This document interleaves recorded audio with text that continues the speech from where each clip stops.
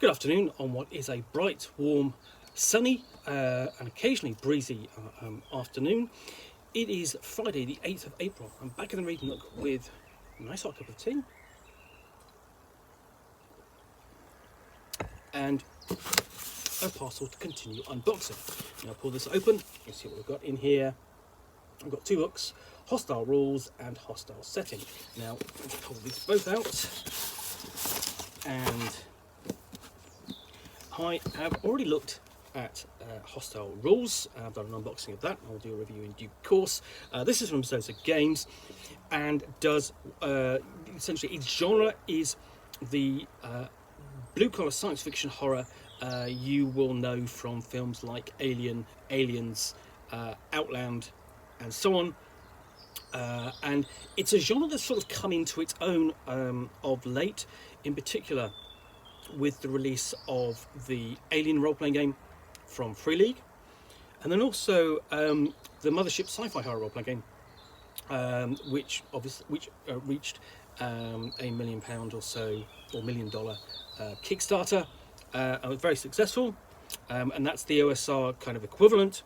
But let's say this is run using Cepheus system, which has it is its own kind of old school Renaissance, but based upon Traveller, the classic little black books of the 1970s and early 80s from Game Designers Workshop, with the system using roll-on 2 six-sided dice plus bonuses from skills, which has been modernised a bit, and it's actually based upon the Mongoose version of Traveller, which is the one currently in print.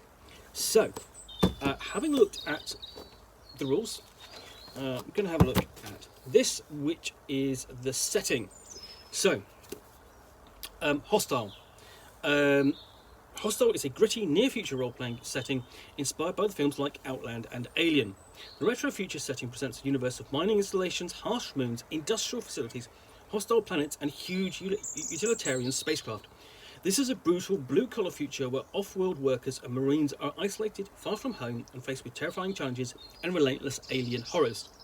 Okay, so it presents an immersive and realistic near-space setting, gritty and scientifically plausible off-world colonies, many references to classic late 70s and early 80s SF movies, complete career write-ups from roughneck to corporate agent, marine to spacer, megaton starship construction rules, campaign and reference guidelines, more than 30 fully realised scenario hooks, the USCS Hercules, a complete commercial towing vessel, settings-specific equipment and weapons list. It requires a copy of Hostile Rules, i.e. these, or a copy of the Cepheus Engine to run. And you can do that. Cepheus I've done an unboxing of. Now Cepheus itself is as presented, is pushed slightly towards sort of like pulp sci-fi rather than the sort of the drier, grittier science fiction horror of Hostile. And it's like, but that doesn't mean it can't do this. It's really a matter of tone and presentation as much as anything. We open up, and we have basically sort of a colour background, which is a handbook to working off-world for Leyland Ukuda, and obviously a nice reference there to Wayland Yutani of the Aliens setting. And then there's the index, basically contents page.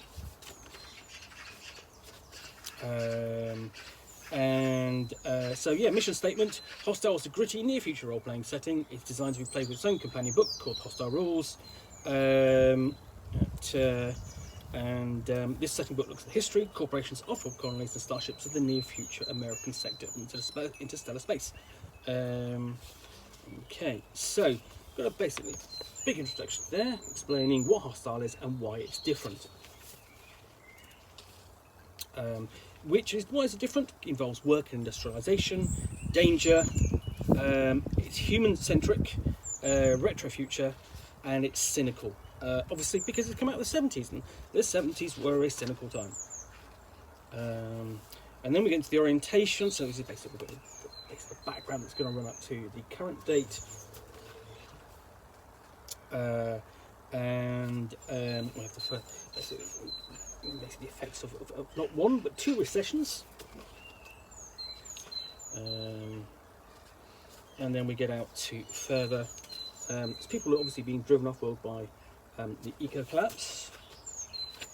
And then that's basically broad background before we get on to basically an overview of the nations of Earth. And here we've got the nice piece of graphics there with the different flags. So it's all very open and clean. It's not, and then the rise of the corporations, because they hold much of the power in the setting. And then we get out to star mapping and the off-world, which is where most of the adventures you're are going to play, involving hostile. And we have a map of the near Earth zone. Now, this essentially is a traveller subsector. And that's no bad thing. It's a nice way of mapping near space in anywhere. And we've got another one here, and travellers used it for years. And it's almost the default model. And as you can see, there is a near Earth zone. So we've got Earth there, and it's a fairly dense region of space, but we are getting into more deeper, sparser space later on, or further out. So we've got numerous subsector maps before we get onto defining world data and presenting that for the various worlds and colonies. So essentially here we have a catalogue of the off-world colonies. Not the most interesting way of listing it, and really, it's sort of like with that kind of information, you've really got to go into the lists, check the letters, see what they mean, and then extract details from that. But we do actually have world descriptions, so core worlds, the highlights. So there is some background. There's a good half a page on each of the worlds, in the major worlds, in the core worlds. Like the seas of sulfuric acid. Welcome to Alpha Centauri. You're just getting a feeling. And the other great thing about it is that there's a lot of text. It's not dense, so it's a relatively easy a read, just on view, or just on a browse through. So it's not imposing sense of, so, oh my gosh, I have a lot to read here. And a bit of in-game fiction, a bit of colour fiction, which sort of gives a feel for what it's going, from high school to hellhole in 3 months. Just the career path of a typical person in Hostile. And then we have the highlights for the Outer Rim world. So it's going to keep doing this throughout, basically giving you all of the different backgrounds and so on for these worlds. And Frontier Worlds highlights. And then we get into agencies and corporations. Corporations are going to be important, so we have how they work, branding, off-world development, delegation, building worlds. Because obviously they are interested in investing off-world and taking a profit, and how that's done. And then we have corporate profiles for the big seven, starting with Leyland, Okuda, and others. And then key corporations, explaining, giving a bit more detail on other corporations as well. So lots of background, lots of agencies and organisations you can involve the player characters in, and then alongside an Kanako advert for the future of food. We have coverage of the United States Marine Corps, because obviously you are drawing very much from the Aliens film for that. As well as got a United States Space Command, and So yeah, this is say very near, very near, not very near future, but near future that that you're playing in. So there's a lot that's here that will be familiar from basically extracted or pushed forward from our own history. We've got non-profit organisations. So lots of those criminal organisations, of course, they'll play a role too.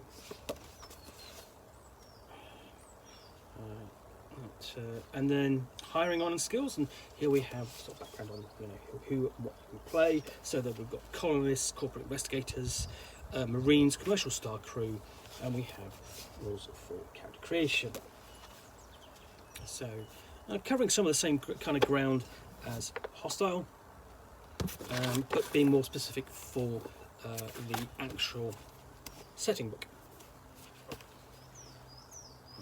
Even down to, so there's even down right down to sort of like the model of the traveller is used throughout. So even down to having things like you can, when you muster out of your service, you can have awards like a standard class starship ticket or an elite class starship ticket. So you think the equivalent of basically middle and or high passage.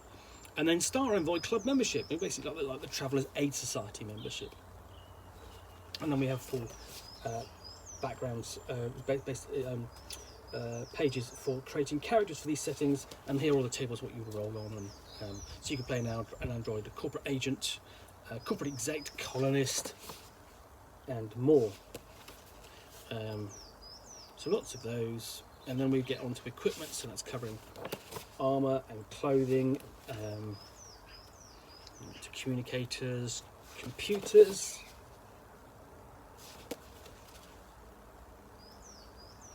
computer software and medicine.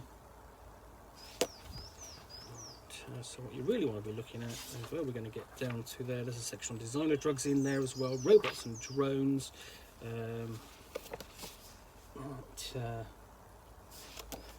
Again, this is all sort of like the kind of look, grungy look is what will be familiar to many. We have a section on androids, so you can actually custom build an android. Survival equipment, tools or vehicles. I mean, not all of these are illustrated. You could spend pages and pages just illustrating these, but they are described.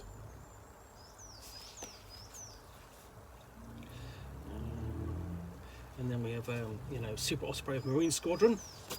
Again, that's an extrapolation of current technology, because that's the Marines use those right now. Then we go on to firearms. We've got a list there. And here we do actually have illustrations. Because if sometimes your players do want that nice warm fuzzy feeling of knowing what their gun looks like, and the thing about it is that some people say, oh, guns names don't matter, etc, etc. Well, they kind of do, in the sense that they help world build, especially if it's an unfamiliar world.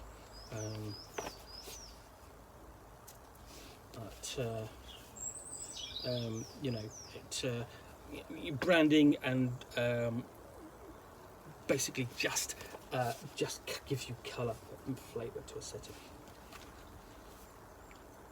So lots of weapons in there, and even accessories and heavy weapons. So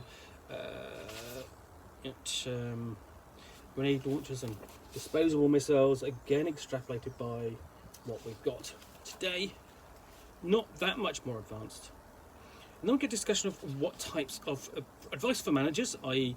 That is your game master, and then we've got other types of play. And here we're talking about the sort of types of campaign. So we've got a section on working and fighting, and exploring, on Murphy's laws of combat.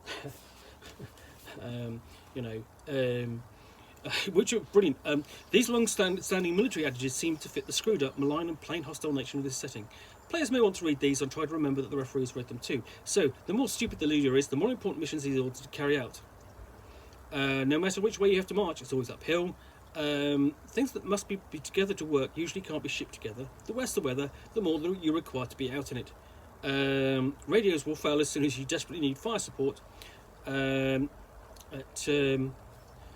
you are forward of your position, the artillery will always fall short.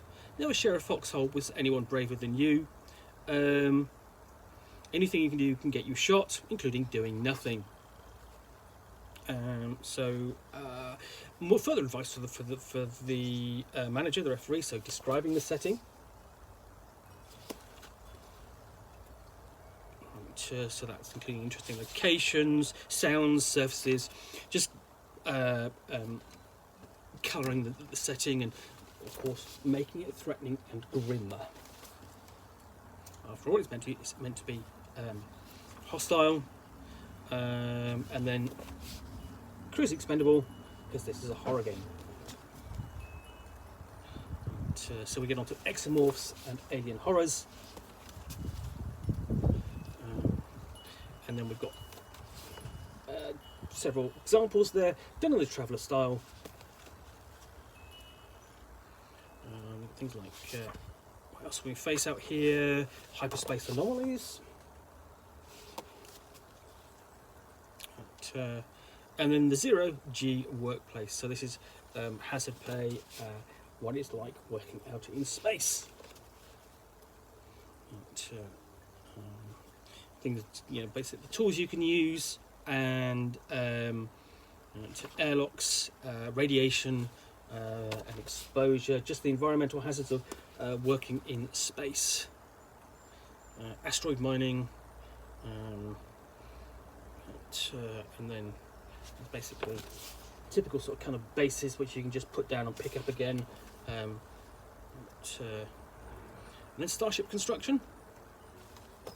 So a complete guide to that. I mean, almost,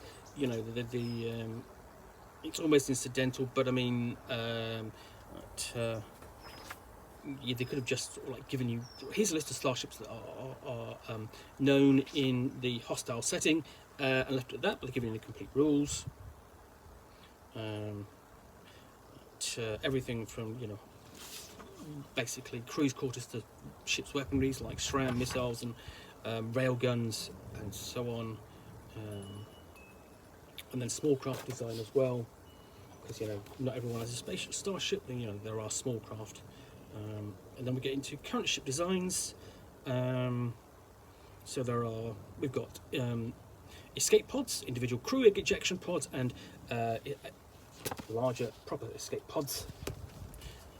Whether or not you want to put your droids in that, then we get into small craft, ships, boats, the like, just going up in size. Commercial starships, drilling vessels, executive transports, and a nice nod to Dan O'Bannon, author of the Alien. And then we have the tow ship USCS Hercules as an example, and then we have a military ship, which is 2,000 ton patrol vessel, the USS Colorado,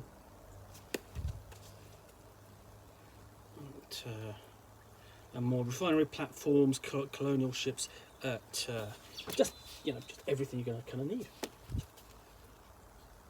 And then mission reports, and here we have 30 scenario outlines for the manager to turn into, to flesh out, and make strange discoveries.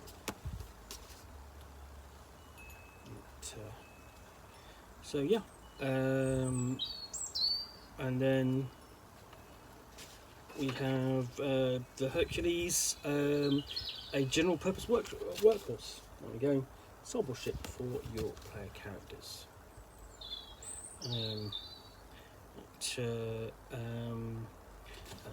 got what it's like aboard. No deck plans though that I can see. That's a, oh, hold on. So there we go. We actually got some deck plans. Always like a good set of deck plans. There we go. and then a bit of advertising at the end. So yeah, that's Hostile, which is if you are a Traveller fan and you're looking to play a harsh sort of like near future blue collar science fiction setting, then this is an obvious choice. Anyway, thanks for watching another unboxing in the Nook. If you've enjoyed this, then please do click on the like button down below. And if you've got any comments or feedback, I appreciate you taking the time to post those. And lastly, if you want to be alerted to yet more unboxings in the Nook, where you will see me out here with a parcel and a book, okay, or two, which I will unbox and chat about to the best extent of my knowledge for roughly 10 minutes or so. All, of course, accompanied by a nice hot cup of tea. Then please do hit that subscribe button. Thanks again for watching. I'll be back again soon with another unboxing in the Nook. So, bye for now.